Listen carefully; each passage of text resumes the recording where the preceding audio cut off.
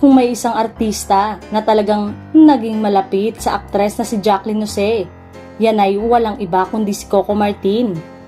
Balitang isa si Coco sa mga unang dumating sa bahay ng premyadong veteran actress matapos matanggap ang balitang natagpuan ang katawan nitong wala ng buhay.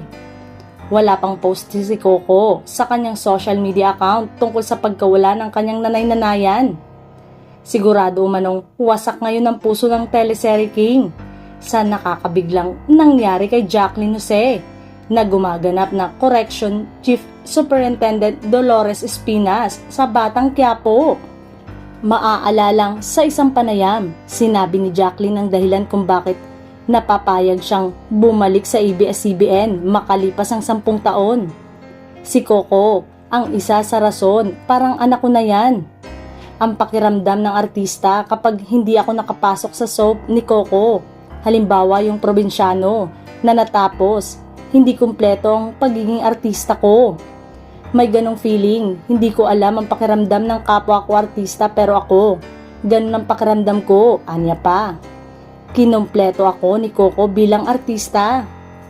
Samantalang hindi rin makapaniwala ang mga netizen, lalo na ang avid viewers ng seryeng FPJ Batang Quiapo dahil sa biglang pagkamatay ng aktres. Sabi pa nga ng marami, sana kagaya lang din ang nangyari sa kanyang karakter sa serye ang nangyari sa totoong buhay. Kamakailan kasi, binaril ng karakter ni Van Dolp sa Espinas na magkagulo sa loob ng bilangguan subalit nakarecover naman ito. Ngunit sa pagkakataong ito ay mukhang magpapaalam na rin ang karakter ng police chief sa serye dahil sa nangyari sa aktres.